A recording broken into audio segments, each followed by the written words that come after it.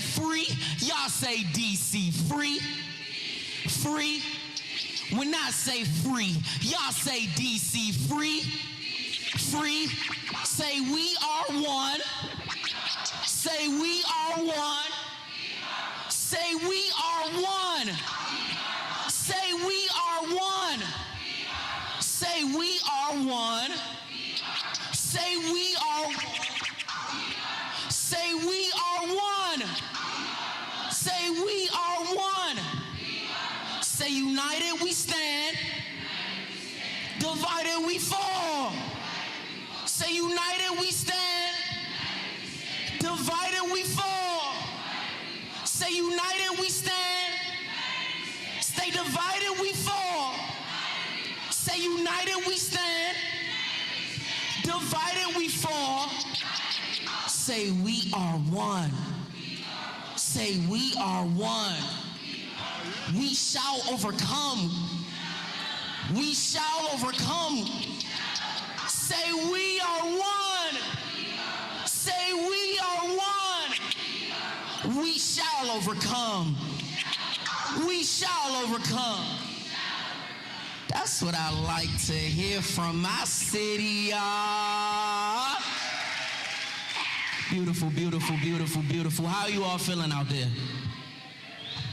Oh no, DJ Lux Pro, they just gave us all that energy, and I asked how were they feeling out there, and all I heard was, we're gonna try it again, DJ Lux Pro. I said, how y'all feeling out there? That's what I like to hear. That's what I like to hear.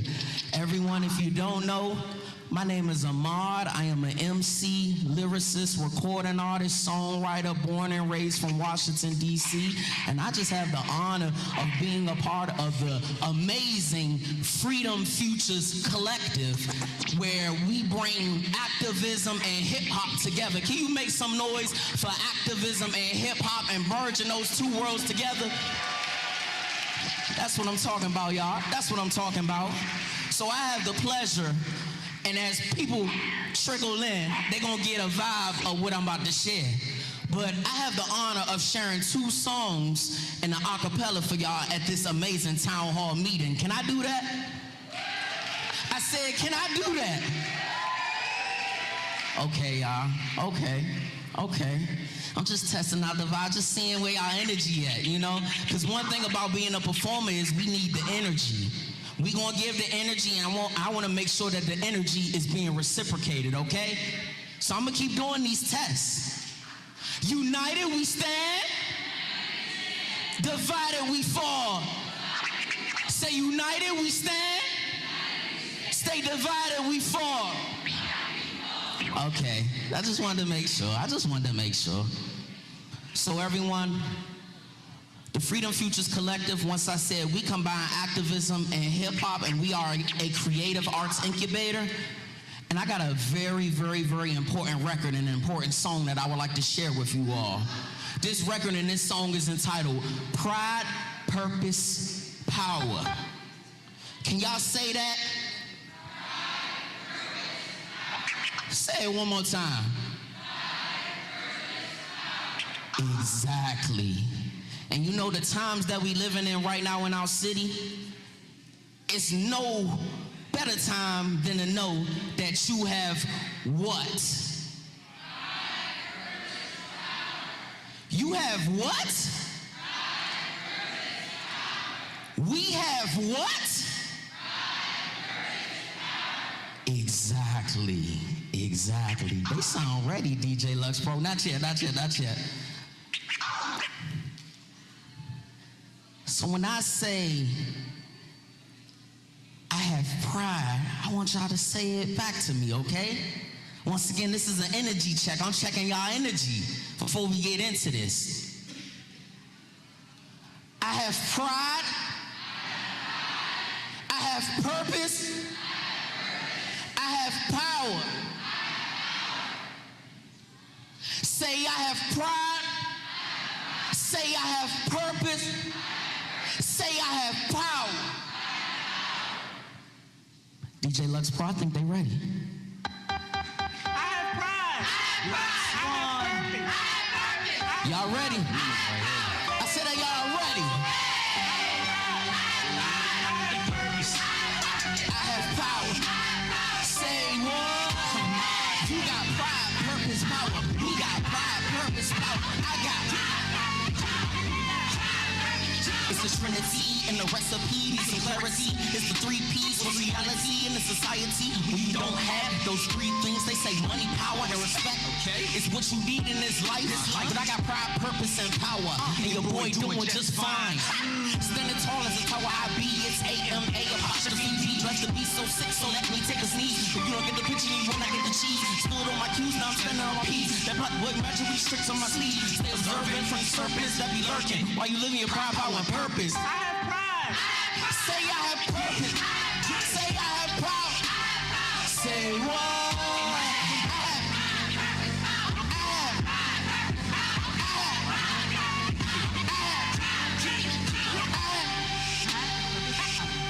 Say what?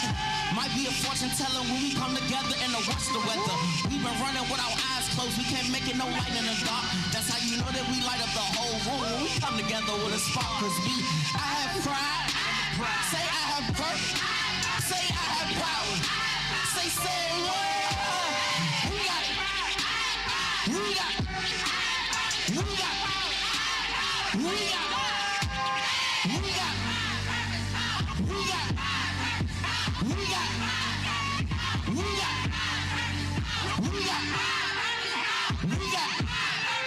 We got it. Say what?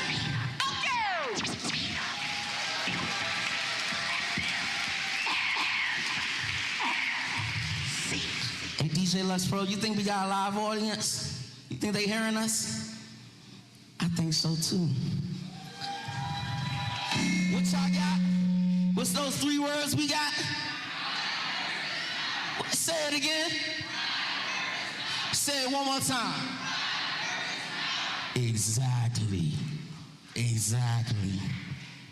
So, in the light of everything that's going on, everybody, I got this record called So We Work. Because I believe at the end of the day, for example, this town hall that we having, this town hall meeting, this town hall fellowship, you got so many different walks of life in this space, so many people from different communities all together in one space for a common cause. Can we give a round of applause for that?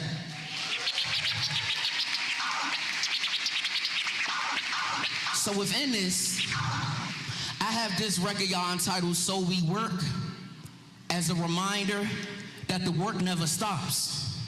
And also, the work that we putting in shall outlive the lives that we had on this earth. Do y'all agree with that? I'm gonna say it again. The work that we put in shall outlive the lives that we lived on this earth.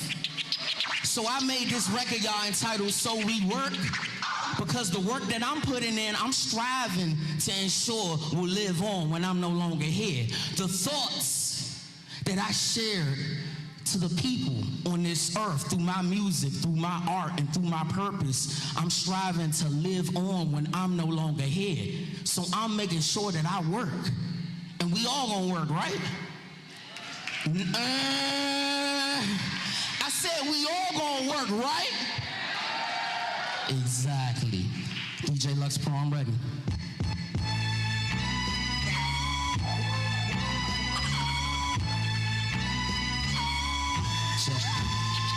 I heard pain doesn't decompose. Watch as these words unfold with a truth that is told. My soul shall not be sold. Live for love, die with hate. Take your pain to the grave. I'm a slave to one thing on this page. Freedom reigns. Time to prevail. We can't fail. Try to lock our minds, but we made bail. Placed in a cell, cause we fought. Gave our life for this cause. It's no drought. We don't doubt. Let our skin speak so loud. Scream and shout through your heart. So I write from my heart. So we work and we work till it's better. Me and you stuck like glue, we together. With this ink that I sink on the paper, shall shall my thoughts live forever. So we work till it's better. Me and you stuck like glue, we together. With this ink that I sink on the paper. Shall my thoughts live forever. The test of time, the test of man. Every word has a plan. With this pen in my hand, I can't sit, I gotta stand. We overcame, with more to come. Once I write, I feel I've won. May I touch those in the slumps and let them know it's just begun.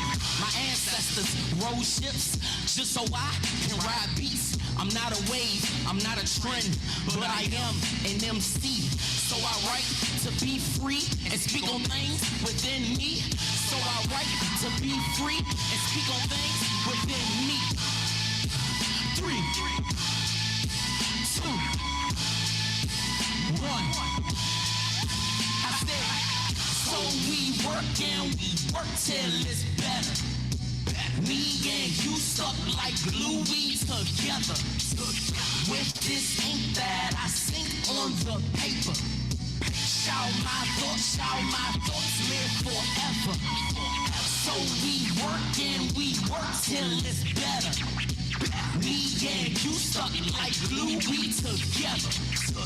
With this ink that I sink on the paper. Shall my thoughts live forever. Shall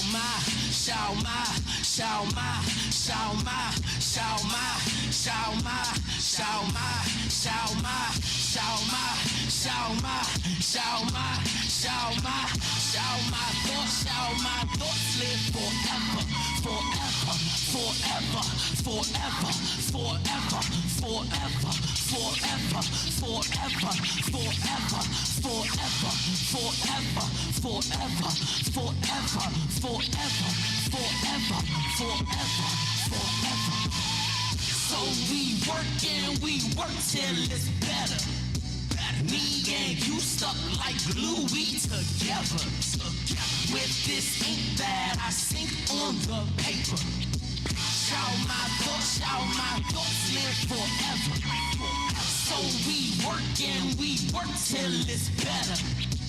Me and you stuck like glue, we together. With this ink that I sink on the paper. Shall my thoughts live forever. Put your fists up in the air right quick, y'all. Exactly. Exactly. Exactly.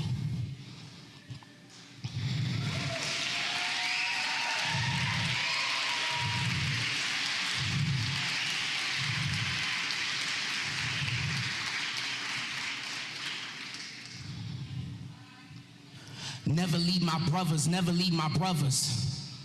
I got your back, you got my back, so we both are covered. Never leave my brothers, never leave my brothers. Been A1 since day one, and that's on my mother. Never leave my brothers, never leave my brothers. I got your back, you got my back, so we both are covered. Never leave my brothers, never leave my brothers. Been A1 since day one, and that's on my mother. Blood won't make us closer, you and me together. Riding for each other, down for whatever. Money couldn't measure, cause it's truly been a pleasure. Just like when you sneeze, you know that I'm a blesser. You ain't gotta ask, all you gotta say is, bro, I need you and I'm headed your way. You told me about the haters and how they gon' hate, but to live my life, cause they just did wait. It's all love, and I'm speaking facts, bro. Our bond go deeper than the voice of Satchmo. Since Snotty knows, yeah, we be those little rascals. If you fall back, then you know I'ma catch you. Brothers for life, we gon' make it a tattoo. Jesus Christ knows that I can never cross you. I appreciate you like no other. Put your peace sign up if you love your brothers. I said, never leave my brothers, never leave my brothers. I got your back, you got my back, so so we both are covered. Never leave my brothers, never leave my brothers. Been A1 since day one, and that's on my mother. Never leave my brothers, never leave my brothers. I got your back, you got my back, so we both are covered. Never leave my brothers, never leave my brothers. Been A1 since day one, and that's on my mother, y'all. Now when I say free, y'all say DC. Free, free.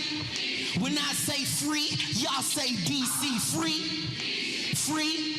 When I say free, y'all say DC. Free, free.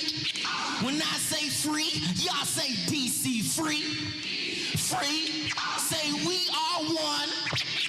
Say we are one. Say we are one. Say we are one.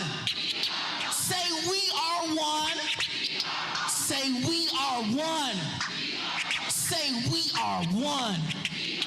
Say we are one. Exactly. I want to thank you all for your time, for your open ears, for your open hearts, for your open spirits, your souls, everything. Thank you all. Once again, my name is Ahmad. I'll be around. I'm not going anywhere. If you like what you heard, come talk to me, and I can further speak to you on how you can follow me on my journey. Once again, thank you all for your time. And continue to have pride, purpose, and power, y'all, and continue to keep the work and do the work, y'all. Okay? Exactly. Thank you, DJ Lux Pro.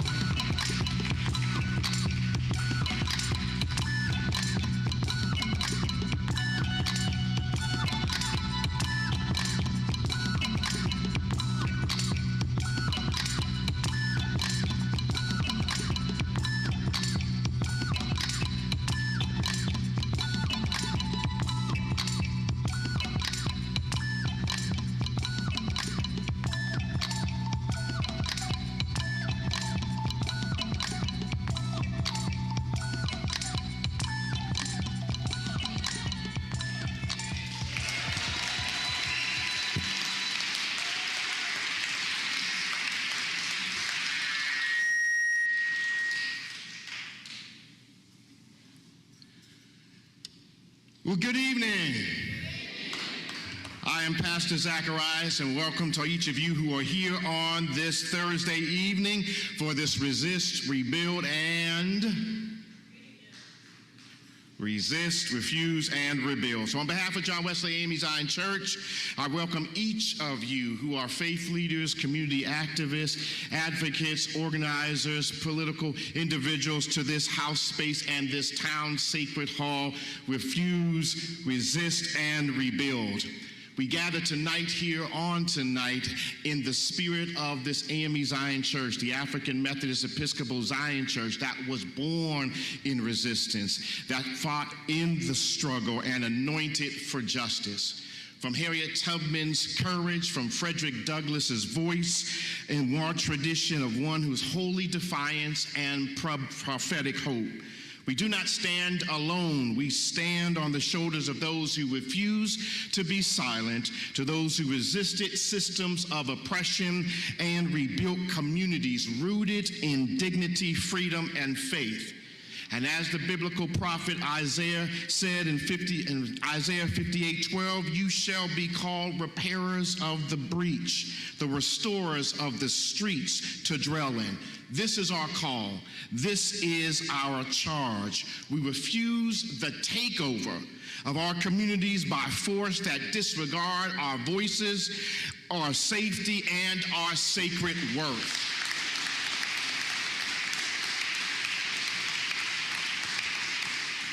We're here to resist the injustices unfolding in Washington, D.C. and across the nation under policies that criminalize poverty, militarize neighborhoods, and silence dissent. We rebuild, not with fear, but with fierce passion and hope. We rebuild with coalitions of love and strategies of purpose and passion to bring down these injustices. So tonight's town hall is not just a moment, it is a movement. And we're grateful that you're here on tonight. So hear this cry. When injustices rises, what do? We refuse. When our communities are under siege, what do? Thank you. When our world says it cannot be changed, what do? Rebuild. So let's stand together, refuse, resist, and rebuild. Welcome to John Wesley AME Zion Church. Welcome to this collective power of movement. God bless each and every one of you.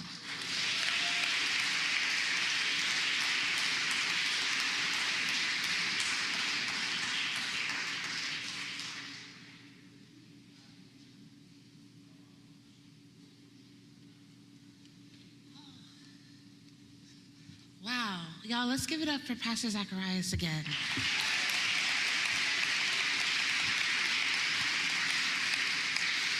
Y'all, my name is Makia, but people who love me call me Kiki. Tell me, hey, Kiki. Hey. All right, we're all friends now. I am just so grateful that you opened the doors of your church for us, that you opened the space for us to gather in such a time when it is hard to find spaces where we feel safe in the city and that we can come together and get into some good trouble. I am a coordinator, organizer with Defend DC, and we organize these mass meetings. We are here to create spaces of coalition for you all to do the work, to change living conditions for the people of this city. And I'm not gonna be in front of you for a long time. I am really excited to bring up some organizers in DC and around the DMV who are all taking part in non-cooperation. Can you say non-cooperation? And I know that many of you represent many communities in this space, so I wanted to give a moment. If you could shout out an organization that brought you here.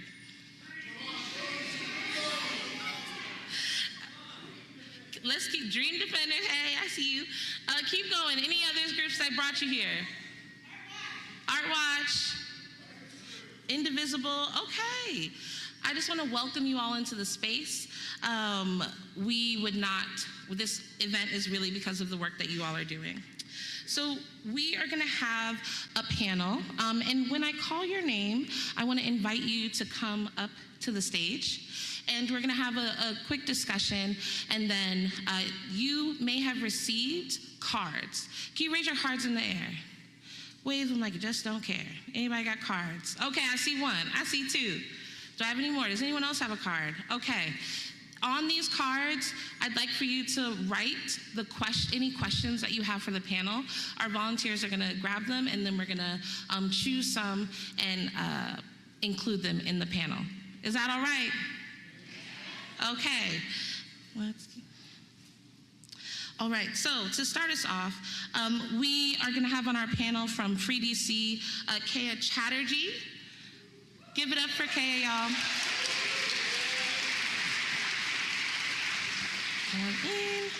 From our DC for Palestine, we have Andrew Kati. Andrew, yes. From Tesla Takedown, we have Robert Wald.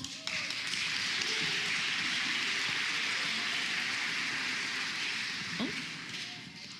From Doctors for Camp Closure, we have Kate Sugarman.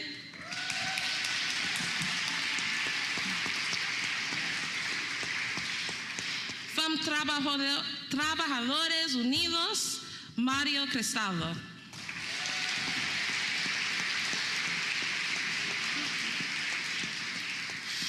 And I have bought as much time as I could.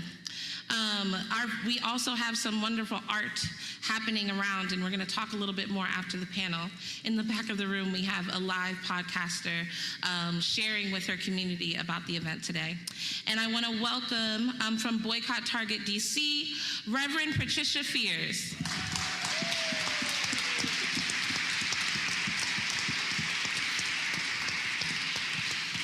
And she said she will not be rushed, so she will come on her own time. Okay, Mom, okay. All right, so we're gonna get started, and all right. Cool.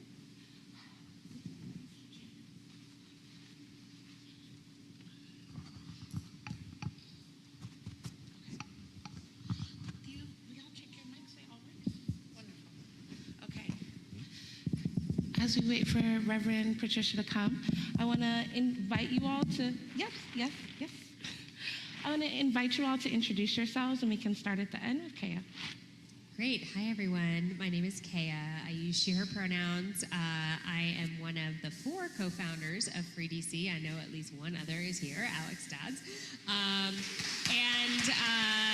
What else can I say about myself? I'm just so happy to see everybody here and so many people that are here for liberation of the people of DC.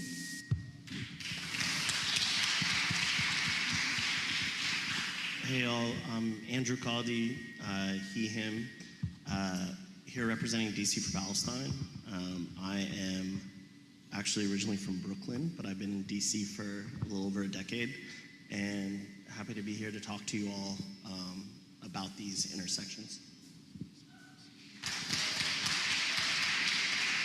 It's great to see so many beautiful faces out there. My name's Rob Wald. I am with Third Act Maryland, and I am one of the organizers of the Tesla takedown rallies in Rockville, Maryland.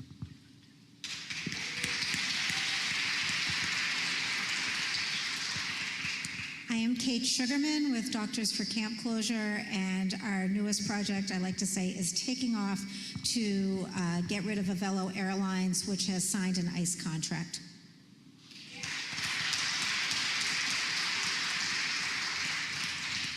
Good afternoon, everyone. My name is Mario Cristaldo, and I'm with Trabajadores Unidos, also known as Workers United of Washington, D.C.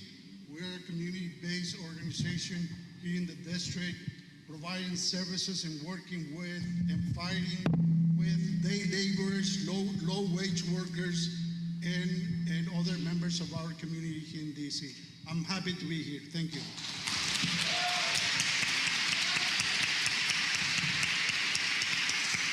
Good evening, everybody, and DC United for real. My name is Reverend Patricia Fears, and I am trying to figure out which tag that I put on. The boycott Target, because that's, notice? Let's do it.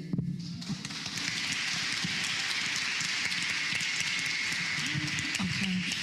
And I realized I didn't introduce myself, other than that you all love me.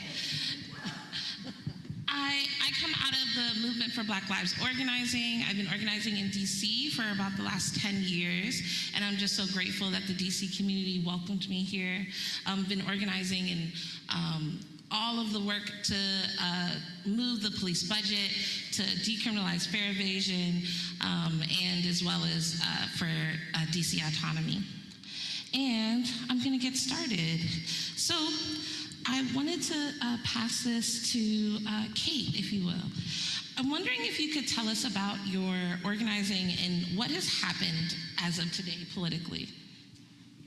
Well, with our organizing, our group is very small, Doctors for Camp Closure, and we've been organizing as doctors and healthcare workers that there's no healthy amount of time for people to be detained or deported, and we promote justice for all of our immigrant community members. But it's been a little bit of an uphill battle right now, to make an understatement. So we have taken on Avello Airlines. There is now a national coalition against Avello Airlines. Avello Airlines is the first passenger airline to sign a contract with ICE. They figured out that they were not making enough money, and they thought they could get rich by signing an ICE contract. And as we see in our community, one of the key tools of this fascist regime right now is the airplanes that flies people to ICE jails and the airplanes that fly people to deportation. So we are throwing sand in the gears of the deportation machine. ICE has already lost all of its contracts on the West Coast. They've lost their contract in Las Vegas, and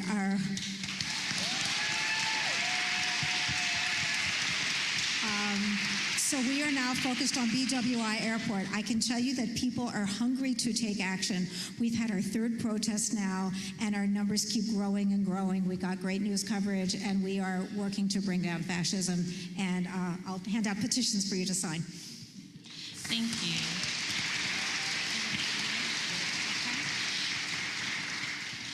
I'd ask the same question to you, Mr. Cristaldo. Tell me about your organizing and what has happened politically.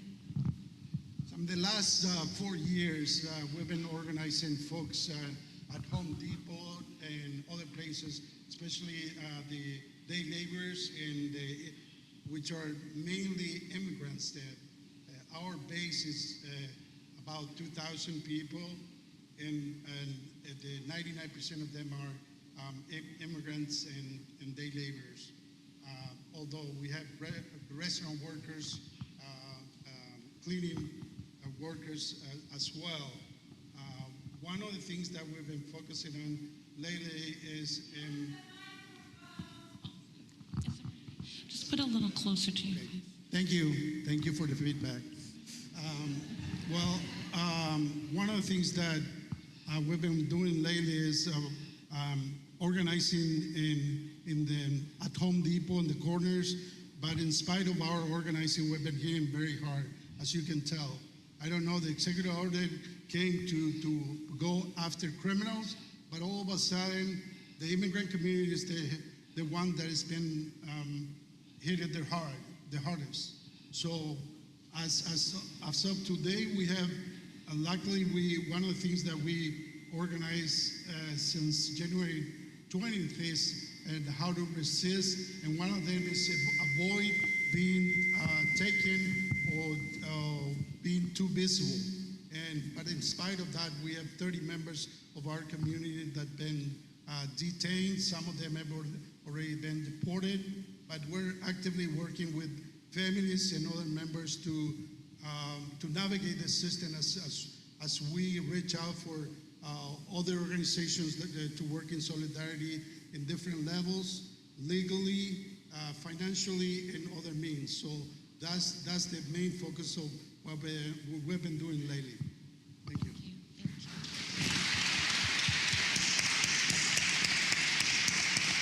I'll pass it down. Reverend Fears, can you tell us about your campaign?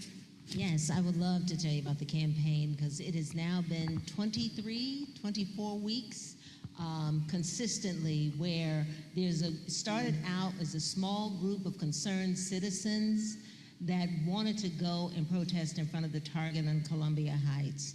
And so we have been out there diligently and consistently, and we welcome people. I consider ourselves some of the first collaborators because we will, if your organization wants to come out, if you want to learn how to protest for the first time, if you're not sure how to carry a sign or sing a protest song, you could come out there with us on Saturdays, and we have been the consistency has made the difference. We have not given up and we have not given out. We are there, rain or shine, and we are there even in the blazing heat. And we have wonderful conversations with the neighbors just to let them know that this is really about shutting down the government, telling corporations that they have more power than we do, because they don't. And we are not going to give them our ballots.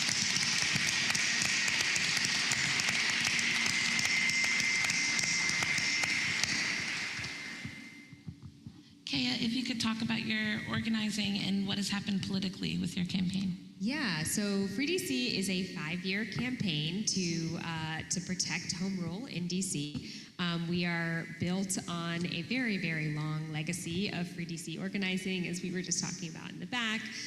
Marion Barry, Julius Hobson, so many others really sparked the Free DC movement during the Civil Rights era and brought us what we have today, which is limited home rule.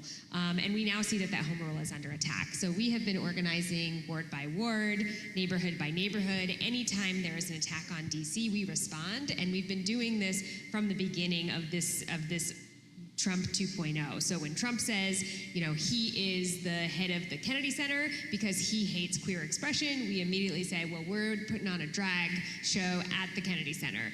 When they moved to put, Ed Martin as the U.S. Attorney, we immediately said, no thanks, and he actually wasn't the U.S. Attorney. Now we have this disgraced Fox News host that is now the U.S. Attorney, but now she's a little bit cowed because we've responded every time. And when the occupation announcement came on August 11th, it was at 10 a.m., And we were there at 10 a.m. with our counter protest right then in that moment.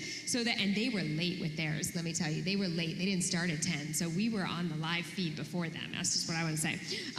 And so we have some amazing campaigns and amazing organizing. We just today spent all day on Capitol Hill talking to Congress about how they need to stop attacking our democratically passed laws here in DC. We are here. We're going to be out on Saturday. We're going to be meeting at Malcolm X Park at 11 a.m. with lots and lots of partner organizations for We Are All DC, and going down to Freedom Plaza. What we want to make sure happens is that, this attack on DC that we are currently in, we are 3.5 weeks into an occupation of DC. How many people here have seen these gangs of federal agents, sometimes who are masked? How many people here, really? So look around you for a second. What is that? We are in a serious occupation right now. It is violent. It is brutal. Our youth detention facilities are full. Our courts are full and backlogged. And we know how to come out of this because we have taken down actually racial authoritarianism in this country before in the form of Jim Crow. And I didn't, I wasn't alive, but other people did who were here. And I think that we also know from studying other countries how we do this. And it's what the theme of today is, right? And that's what the core of Free DC is about non-cooperation. So that's what we are gonna do in DC, and that's what we have been doing. We have been chasing away ICE. We have been moving people away from checkpoints. We have been documenting and making sure we get our people out when they are taken. And that is what we're going to do is we're going to use our power as jurors. We're going to use our power as consumers. And we actually have, you probably can't see this from here, but we have these decals that harken back to the original Free DC movement that say this business supports Free DC. So I'm just announcing here today, eventually we're going to put this in the window of every business to shop at, and we're going to stop shopping with all the rest of these jokers who do not have our interests in heart. And so we're going to use our power as taxpayers, as consumers, as jurors, as voters, as neighbors to organize our neighbors. And that's the core of this 5-year campaign, is that we're going to build so much power that we're not only going to beat back this occupation and this fascism we're experiencing right now, but we are going to get structural change and liberation, real liberation.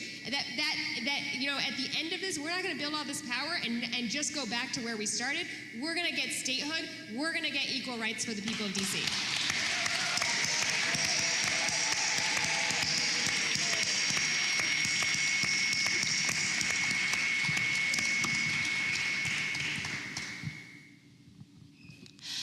Thank you so much for that. I wanted to pass it to Robert Wald. If you could talk about the campaign for Tesla Takedown and what's happened politically so far. Yeah, so Tesla rally started in February. Every Saturday we've been out there, and the very first time my colleagues in Third Act in Maryland, DC, and Virginia, we thought, well, let's try a rally and see how it goes. We had about 25 or 30 people for that first one in Rockville, and I thought we'd have like 10 because that's what happens a lot of times. But people were just starting to get their jobs stolen from them, and they're pretty angry. And so we did a rally for an hour, and then broke, and then a number of us went and did another Tesla rally in Arlington, and we thought we would just do one rally. I mean, that's what we, but we realized that the tone, the anger of the people who were there, the hurt, the pain they were feeling was different from what we had seen at other kinds of actions that we had done. And so we decided to do one the following week, and the crowd doubled. And so we tried to do one the week after that. It doubled again. The crowds kept doubling and doubling. And we tried injecting a little humor into the festivities. We have now a large store closing banner that we hang in front of the Tesla showroom on the sidewalk. And people bring music, and it's been a great community building effort. Deep friendships have formed right there on the sidewalk with cars whizzing by at 40 miles an hour on Rockville Pike. And a great way to make connections with other organizers. So we've learned that that's a great way to make those connections and for different groups to help each other out down the road. And you probably remember Trump and Musk had a big falling out, supposedly. And some of our rally crowds died down a little bit. But you might have noticed that Trump keeps, or Musk keeps popping up. And, you know, there have been reports recently that his AI program, Grok, spouts racist and misogynistic and anti-Semitic answers to queries. Apparently he has some grand plan to create an Elon Musk manufacturing zone in that ridiculous Gaza Riviera, I don't know what the hell it was, dream that Trump had. So yeah, clearly, you know, Musk is a major threat. He's also the wealthiest person on the planet. And so we're just keeping it up. We've been pretty successful across the country in really damaging Tesla sales. And I'm hoping that we're sending a message to other billionaires who want to mess with our democracy. That if they mess with our democracy, we're going to mess with their businesses. And so that's what we're doing.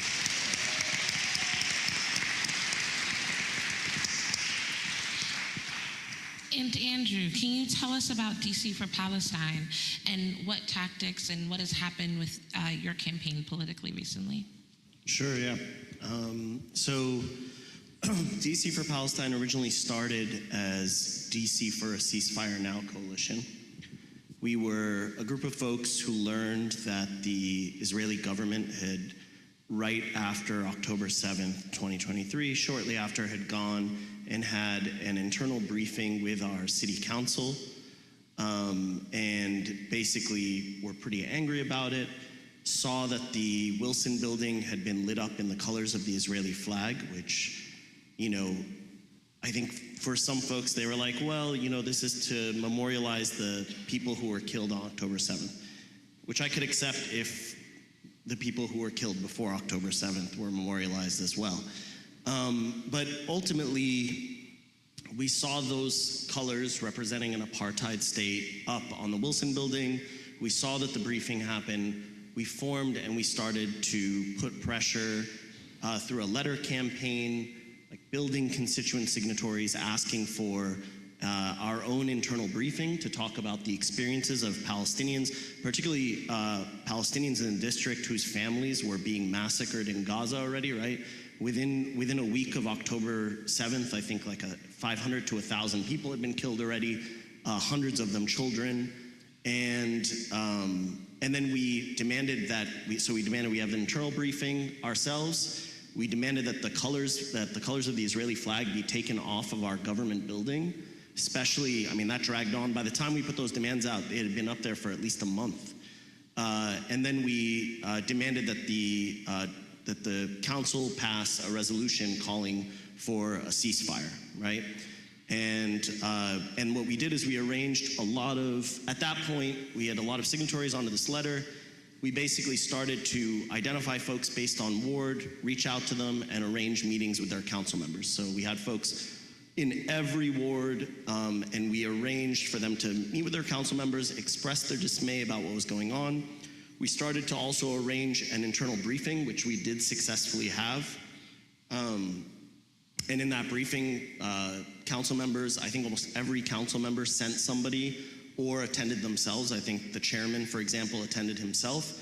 And they basically heard about the experiences of Palestinians who were talking about, 150 or 100 members of their families having been killed in Gaza.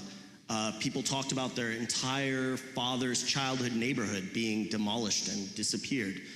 Folks talked about the framework, the international human rights framework, and how that was being violated. So we had folks from a variety of organizations and Palestinians themselves speaking for themselves. And then we also had council member meetings. And I have to say some of the responses in the council member meetings, pretty shocking. We had a few council members. I remember one council member, the council member I think for this church, actually responded by saying somebody was describing the massacre of their family. And I think the first response was, well, how are we going to get the hostages back, is what she said to the person who just described dozens of their family members being killed.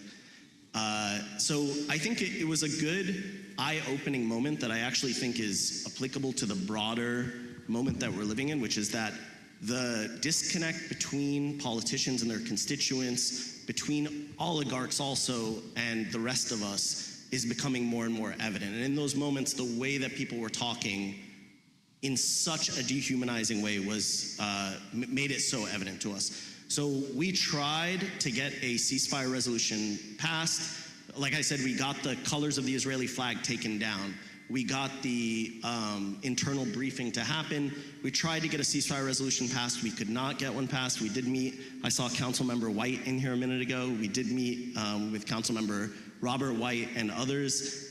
And I think there was a hesitation around it because of, and I think this is important for this framing and the space that we're in, because of folks, a progressive block of council members who were unwilling to move forward with a ceasefire resolution in the face of one progressive council member saying that they did not want it to move forward.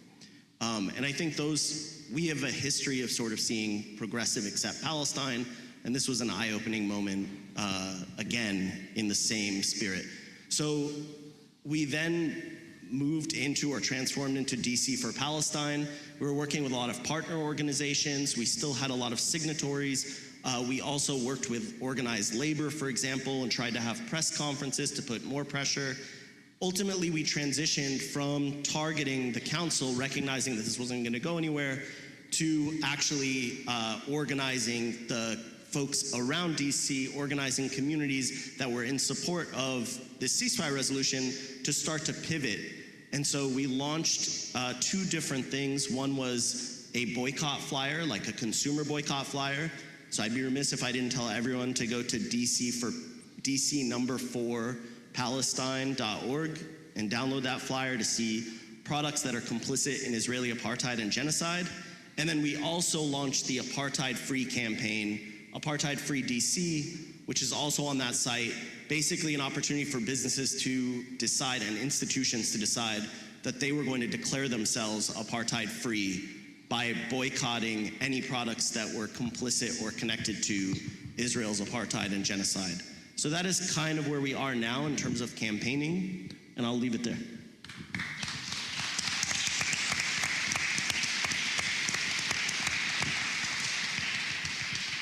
And I'm curious, and if any two or three of you would like to share, what tactics, what decisions have you been making that you feel like has been working? What has been feeling good? What has been giving you hope?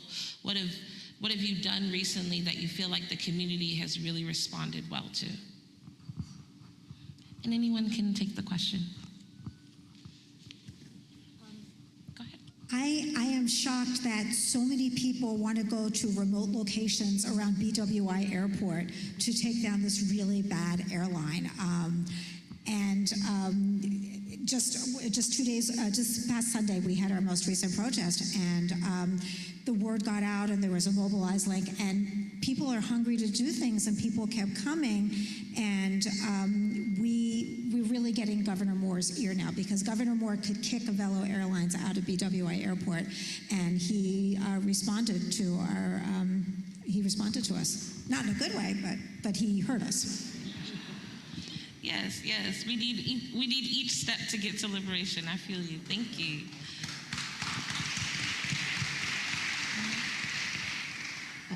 I'll take this. Okay, and then we'll go there. In the case of the day laborers, the immigrant community, and low-wage workers, one of the things that we've been doing is organizing Know Your Rights sessions all over the city, and also in our center. And it's amazing the response of the community in offering space and providing cars, Know Your Rights cards to everyone. So I don't know if you have heard that they were complaining at ICE level, the level of understanding of the people's rights, and it's making it difficult for the feds to go after the immigrant community. So that's one of the things that we've been doing, educating ourselves, educating our community to see if we can minimize the impact in our communities.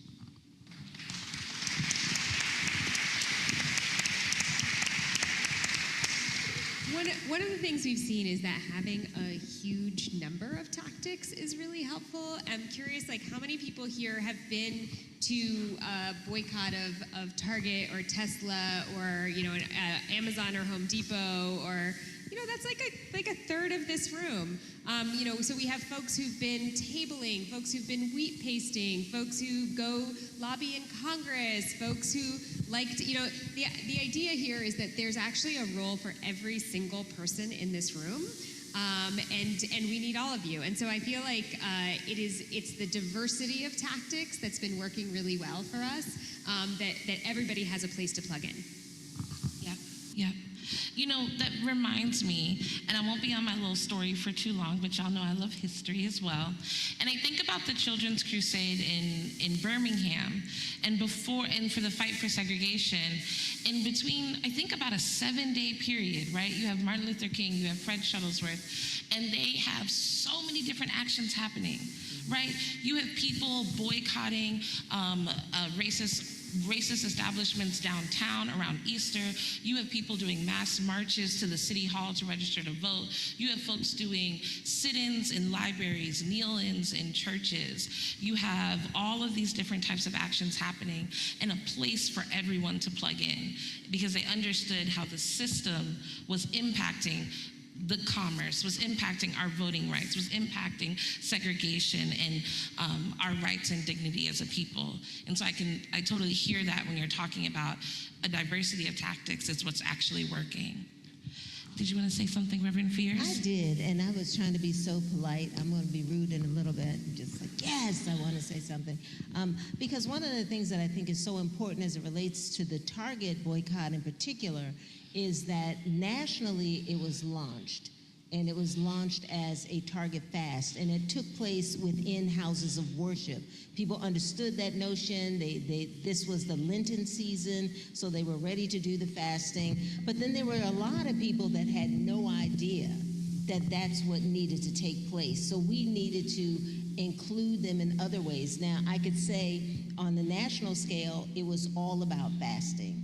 It was all about creating those options, letting people know that there are Black and brown people whose products that were once in the store are no longer there. Here is that list.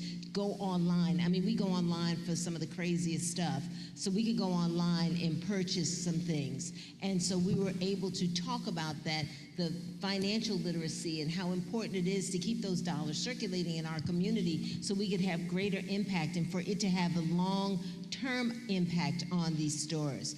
But I did realize that in Washington, we were the only ones that were bold enough, brave enough, courageous enough to stand in front of the store and tell them, no, we are not going to allow our people to come in. We are going to give them the information that they need to go someplace else.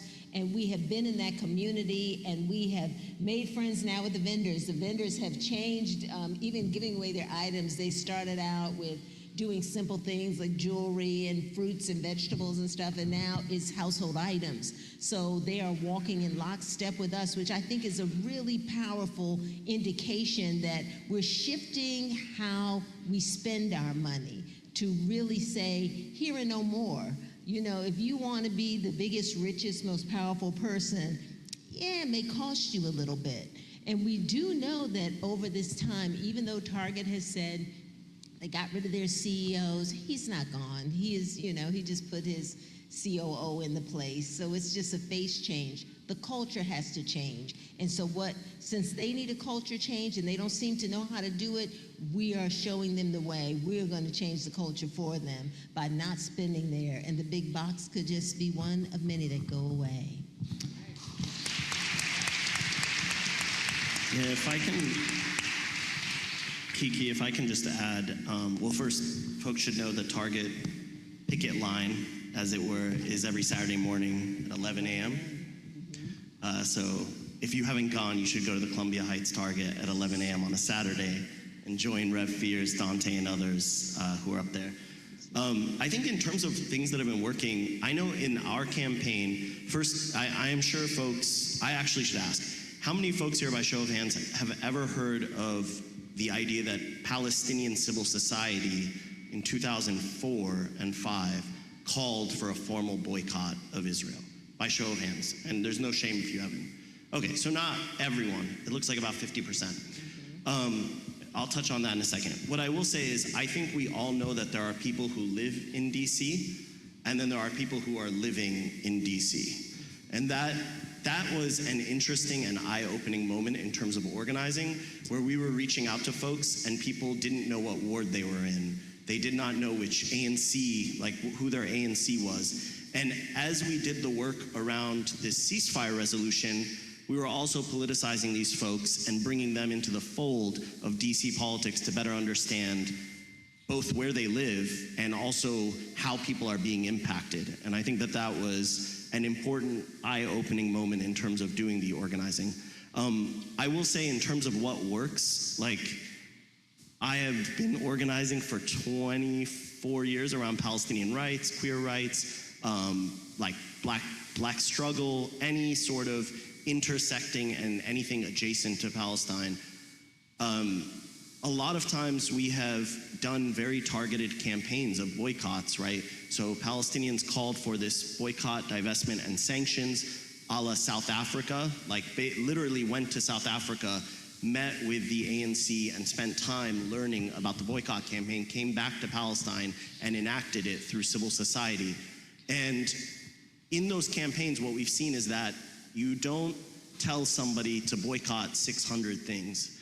You find a target and you basically go in on them until they concede and they become the example for everybody else. And that happens a lot. So we have had a number of examples like that where companies are targeted and people will say, well, why not this company and why not that? And actually, here's this list of 7,000 things.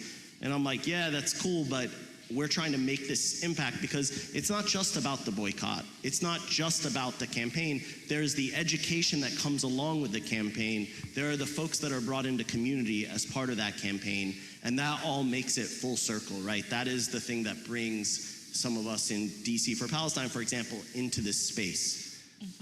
So hopefully that's helpful. It is. And I want to ask a couple more questions, and just to mix it up, and also allow for our folks to be able to be in discussion with you all in the workshops that we'll be having next. Can you all raise your hands here who is looking for volunteers for your organizing? Everyone here? A lot of you had questions about, well, does this person need volunteers? Does this person need volunteers? You have your answer. Everyone is looking to have more volunteers in their work. My question, well, not my question, your questions are, okay, yeah. What does a flourishing coalition of boycotts, what do you think is possible if we all are working together? What does that look like?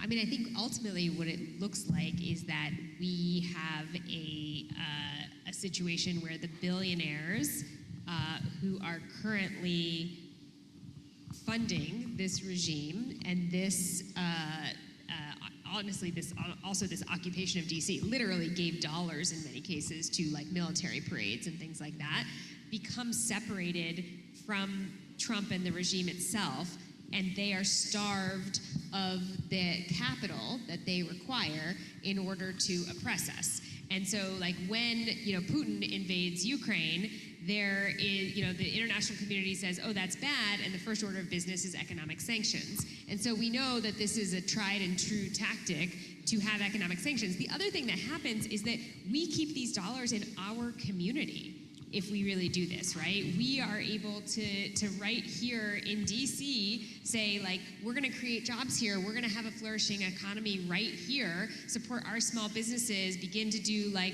food co-ops, buying co-ops, and actually, figure out how we set up a system so we can thrive while we are dismantling the system that's oppressing us.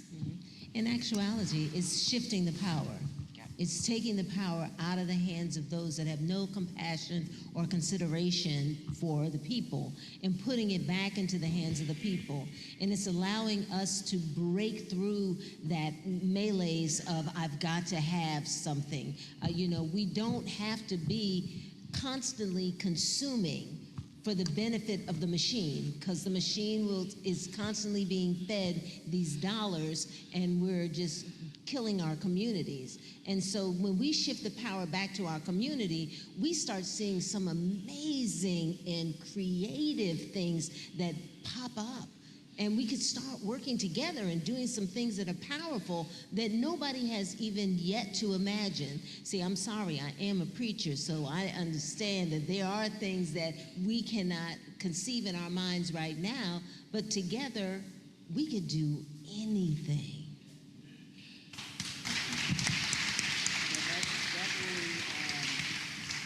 That resonates a lot with the Tessa takedown. Closer, we can't hear you. The green light's off. Okay, can someone share? We have so many. Oh, thanks. Is this working? Okay, this is working. Yeah, so, activists have been talking for a long time about how we need a new economic system in this country, or really all over the world. And I think that boycotts are one way to help bring that about. And the other thing, with these boycott efforts is, we're constantly learning new tactics and sharing information with each other about what works and what doesn't. Can you give me an example? Yeah, sure. I've looked at a little bit of what's going on at the Target rallies, or the lineup out in front of the stores and stuff like that. And you can borrow some ideas from those kinds of actions, and even with things like banner making, different kinds of artistic things that you can do. There's a lot like that going on. In Rockville for the Tesla, we partnered with an indivisible group and kind of turned that into a big No Kings rally where people lined up on Rockville Pike for, 5 miles. Right. So, there's a lot of these things kind of run together. Right. Thank you. And I think the next No Kings is October 18th? That's right. All right, just reminding. I'm going to go down the line. I'm curious, and I'll start with you, Mr. Castaldo. I want to name. The question asked, if I hold myself accountable to doing one thing a day or one a week to resist DC occupation, what should it be? And before you answer, I just want to let you know there's not going to be one way that we get free. right? And I know that it would be great if we all had a cookie cutter answer. But to name that I'm gonna invite them to do one, but there's gonna be much more is required of us, just to name. If I were to give one example of the things that we can do to be able to be effective all together in thinking about the occupation that we have, is letting the mayor know that we're in total disagreement with this. I don't know how much we've done about this. You know, that our people are being under attack, and that's not right. We have been working together for such a long time and now the mayor is coming and taking this way. I don't think it's right.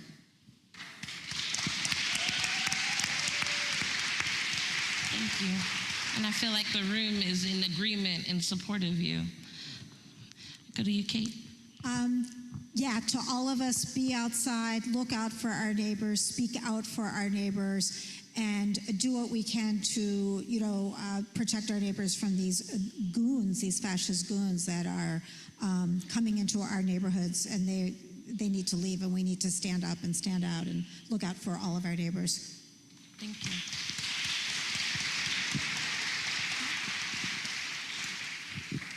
Yeah, I would say that, in third act, we're 60 and up in age, and not everybody has, not every 85-year-old has the mobility to be out marching on Saturday, So there are lots of things you can do from your home. And so we focus a lot on that in third act. Might be signing a Novello petition,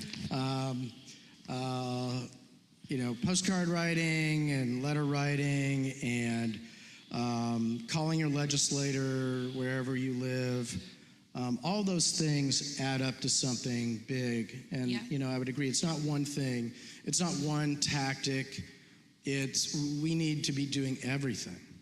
Yes.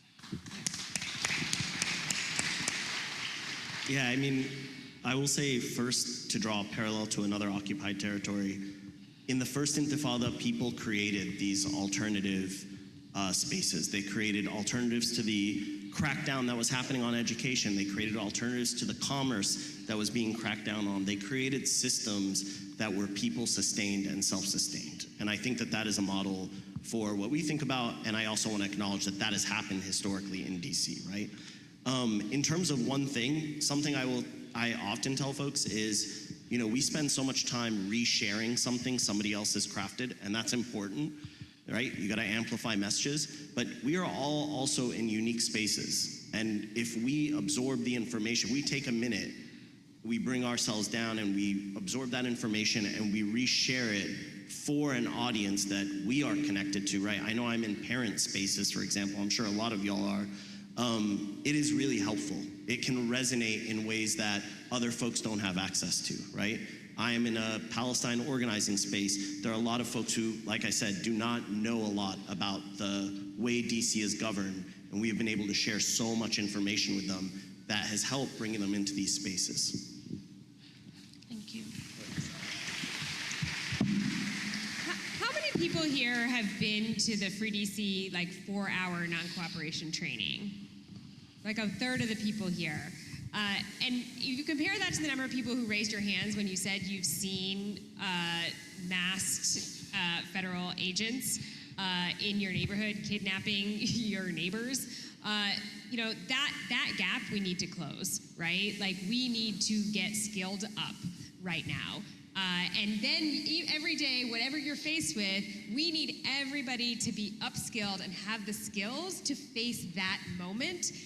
Because this is our reality, right? And we got to protect each other, and we got to take care of each other. And so I would say, what we tell people 5 things in our training, don't obey in advance, prioritize joy, take up space, show solidarity, organize. And those are really important, but those are things you learn how to do through training also. And so I would say the number one thing I would say is come through our non-cooperation training so that we all have the skills we need for this moment.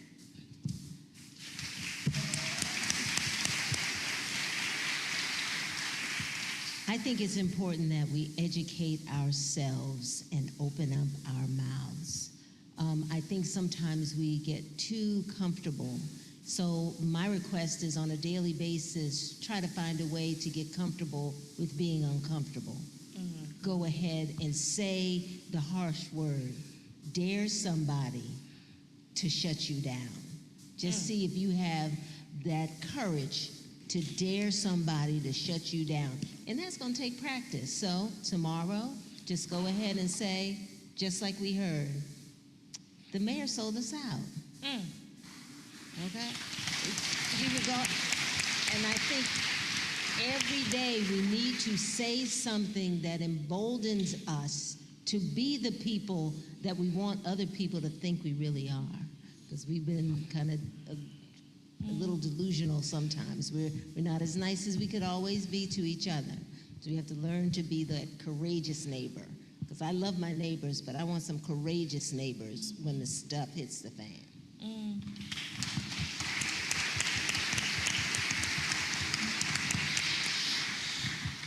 What would you say to folks who are in deep support of Bowser in this moment? What would we say to folks that are not really on our side right now? What would you say to them in this moment? Okay, I got I'll I got a whole text for that, okay? In Jonah, you all know the big fish story. Every now and then somebody needs to go and tell that person in the bottom of the ship, because the storm is taking place and they're throwing things overboard, wake up. It is not about a friend contest. That's what we're dealing with at the White House. People want to be friends with a politician.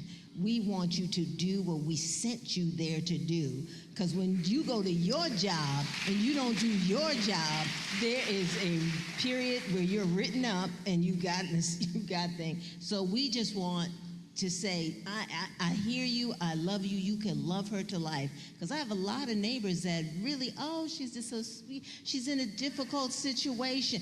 Boo, and what about us? She has security guards taking care of her. We worried about them picking us up. So, no, get some courage.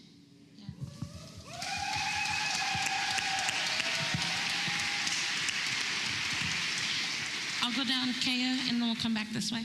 We're all supposed to answer this. Oh, you don't have to if you don't want to. No, I'll answer it. I think that my inclination is to start by listening, honestly, and trying to understand like what is the thing that is motivating you? Like why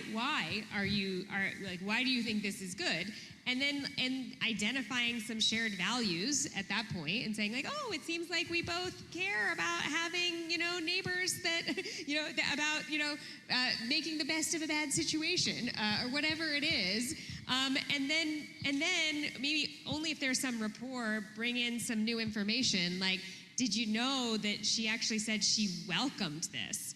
And let's think about what are we welcoming, and bring some new, and I think that a lot of people actually don't understand what's going on, don't understand that our juvenile detention facilities are full, don't understand that there are armed guards with semi-automatic weapons telling children at Union Station that they can't get off the train and go to school.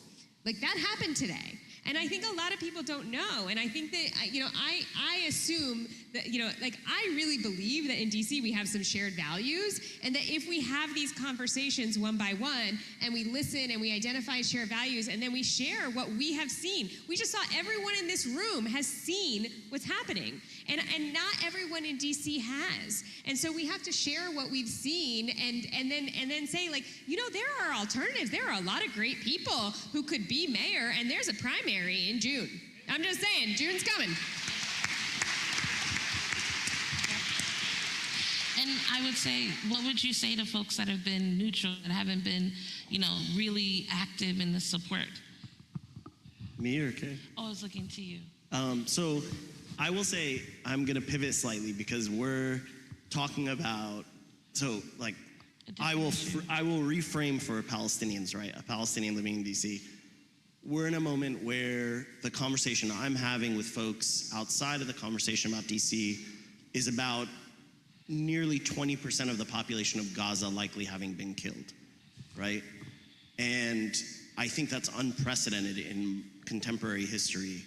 And I am like actually frequently having conversations with folks who can't even bring themselves to acknowledge that that has happened, right? So I do a lot of listening. Actually, I spend a lot of time hearing people out, and sometimes I hear things that I'm pretty shocked by. And I think that's important. It's a reminder to me about the work that has to be done. And then I find the allies or the folks who are neutral, and I say, this is where we're gonna start working, because I'm not gonna start working with someone who doesn't see me as a human being, right? So I believe really like that is, for me, that is where the conversations happen. I am not trying to, everyone doesn't have to share my exact politics, right? I want to have a conversation with folks where I'm saying, hey, like, I'm thinking about Palestine. I think the conversations are often, okay, well, what is it about?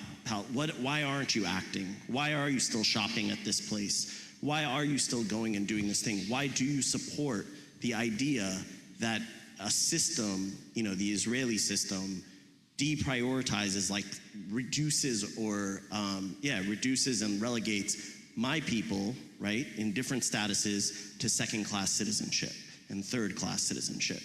And those are hard conversations to have, but I think a lot, and I think some of those conversations, I see some of them in DC, like I'm chatting with folks sometimes and they're like, well, aren't the federal forces out here getting criminals? And I'm like, are you for real?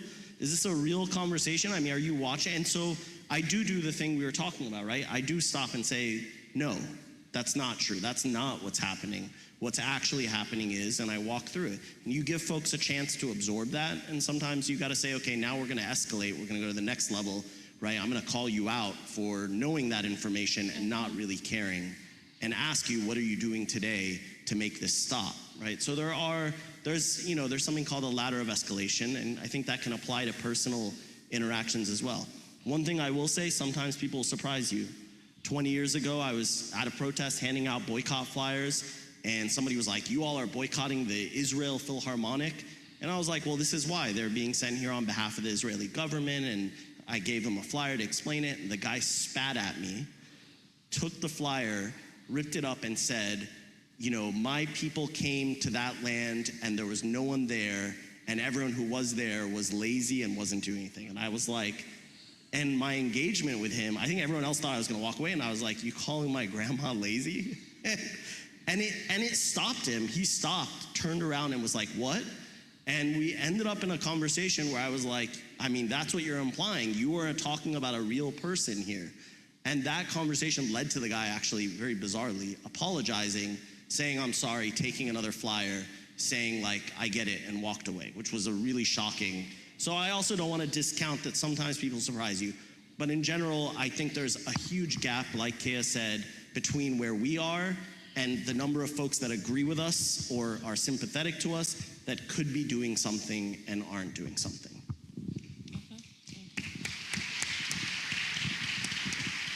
Yeah, I'm pretty firmly in the doing a lot of listening camp to try to understand the person I'm talking to.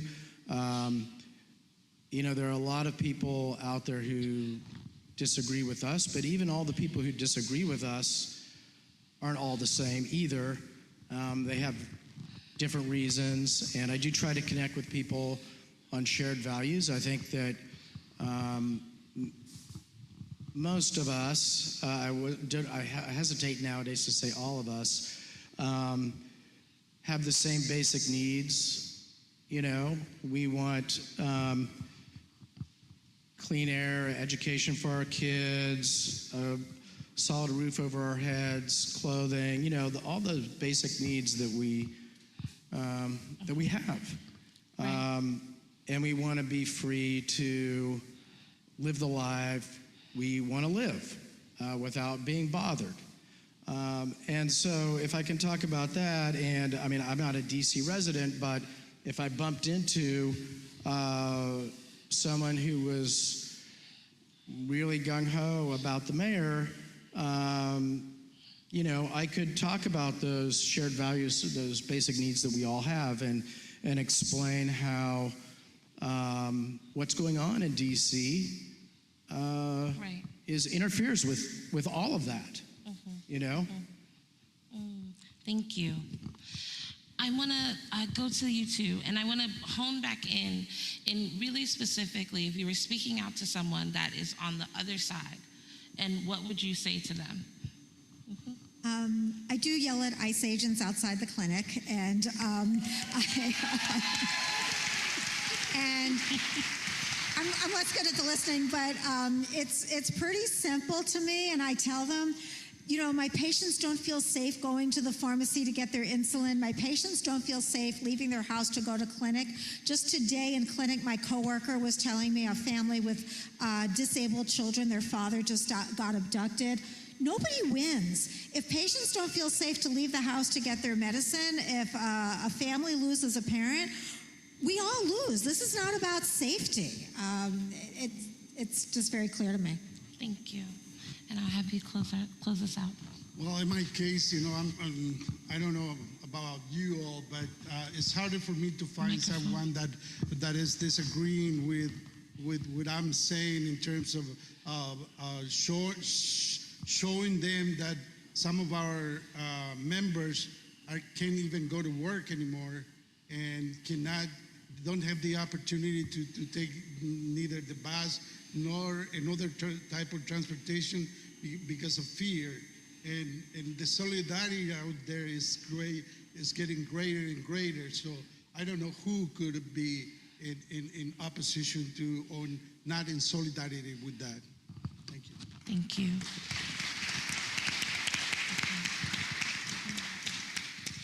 Well, I want to appreciate all of you for all the amazing work that you're doing, and appreciate you for taking your time to speak with us tonight. I know that this is not the end. We are all gonna go into session with each other to talk more. There were some questions about, well, what's the strategy and how are we gonna escalate? And I'm not gonna say it on the mic. And we're gonna get into some space together to talk about strategy. I'd love to invite you all in this moment to turn to your neighbor, and I'm curious, what do you feel inspired to do next? What do you feel inspired to do next? And then I'll bring you back.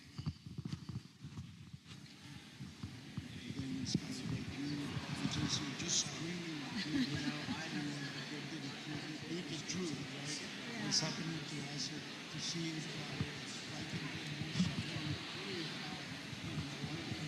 this situation.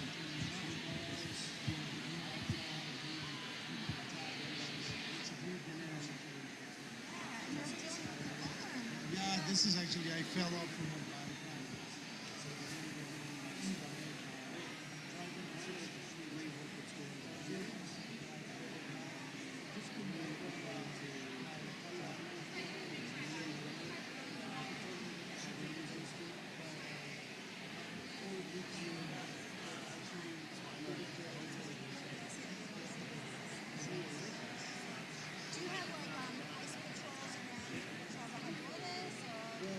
The thing is that we mainly, you know, those members are citywide, actually.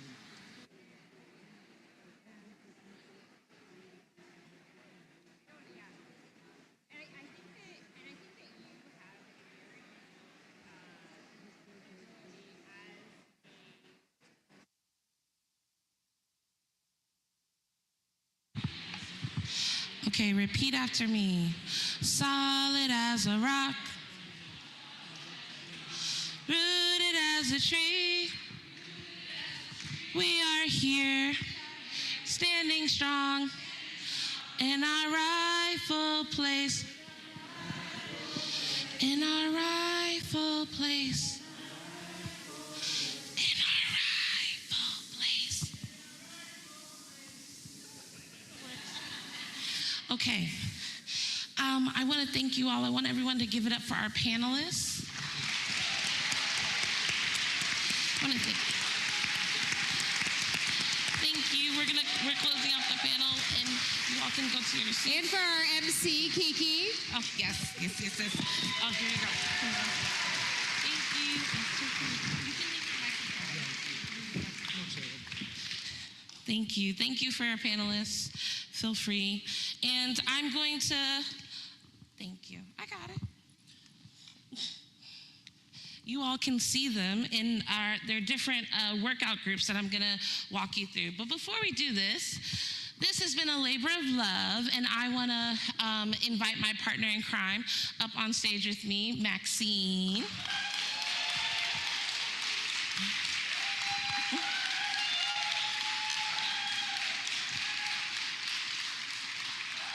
Hi, boo. Yay!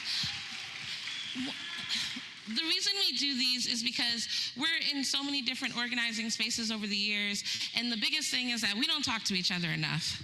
And one of the reasons why we don't talk to each other enough is because there aren't enough people that are deeply skilled and interested in making our spaces accessible for all of us to be in the room. Whether that means making sure that there is food, making sure that people have roles, making sure that there is translation. The reason why she just told me this is because she is the mastermind behind all of our logistics. So give it up for Maxine. Okay. Last year in November, when we had the idea, we had the idea in the summer, we had the mass meeting. We had 600 people there, and Max and I took a selfie and took a picture of everyone. And so I said, Maxine, I want to take our picture again 1 year later. Are y'all down to be in our selfie? Okay, let's see. Oh, look at y'all. All right, 1, 2, 3. Yay. Okay, so we are about to queue up the workshops. Okay, so that's another part. The reason why this event is so long is because we want you to start talking to each other. So as our AV crew is working to get our sessions up, I'm gonna tell you about them, okay? Actually, maybe you can tell them.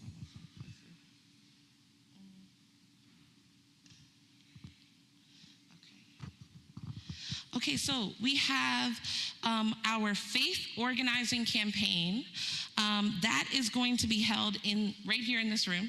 It's going to be in the sanctuary. And what's also going to be in the sanctuary is the boycott strategy meetup. The faith organizing campaign is led by Reverend Fears and Reverend Gilbert, who should be in the room. They're going to be in here. Boycott strategy meetup is going to be led by Dante and Kaya. You can raise your hand, show people your, yep, thank you, Dante. Dante is also another planner for this event. Give it up for Dante. Dante is really responsible for all the relationships of bringing different organizations into the room. And then we're gonna have a resistance jam session with Henri Latil and the Freedom Futures Collective. And that's gonna be up in Marshall Hall. And I'm saying this, you're not supposed to go to me, don't go anywhere yet. That's gonna be upstairs. So there is a second floor. We have the steps that you might have used the steps to get food. There is more food downstairs. And there's an elevator. And then we have the Marshall training, which is gonna be led by Sam. Hey, Sam. And that is gonna be in the foyer, so by the check-in table. And then we have how to talk to your neighbors, which is gonna be a workshop on how to talk to your neighbors about the occupation, about resistance. And that is actually gonna happen in the fellowship hall, which is in the basement, so where you all got food at. I don't want you to go yet because I want give the leaders time to get to their rooms and set them up for you. But raise your hand if you've noticed some of the art that's around our room. Anyone? Okay. I want to invite Allie, if Allie's in our room. Is Allie here? Okay, well, I just want to be so grateful to Allie from Freedom Futures Collective, who has collected a lot of this art here. This art is for sale. It is art from Black youth across the city and artist collectives across the city building for resistance. Next to the pieces of art, okay, come on up, Allie. Yes. Okay. No, yeah, like I said, I leave the culture to the experts, bro. So can you just tell them about yourself and the art that they can look at in the painting? Yeah, hello, my name is Alexandria Liber, and I have helped curate the space today and some beautiful art. This art is provided by DC local youth artists from Howard University and also teachers who work in the DCPS school district.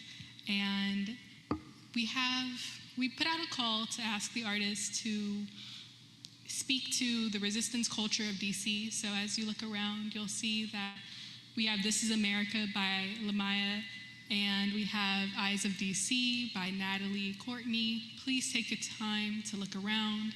And if you want to pop your head into the child care room, there's also coloring pages based on the art or on the walls as well. So yeah, please enjoy. Thank you. And please say the name of the live painter. Yes, we also provided the performers today. We had Ahmad and DJ Lux, and then we also had a live painter, Jaslyn. If you go outside these doors, you'll see her doing her thing. So yeah, please say hi and get connected. Yes, give it up for Fearless Perspective. Awesome. Okay, y'all, are we ready for our rooms? Okay, so I want to invite folks to, all right, when I let them go, I won't have anything, I won't be able to bring them back. We're totally done. Okay. Thank you all for coming. You are going to go into your workshops, and then when your workshops are done, you can talk to each other and head out, okay? So this is it for me. Thank y'all for coming. Oh, they're not up? Okay. I'll say the rooms again as you leave.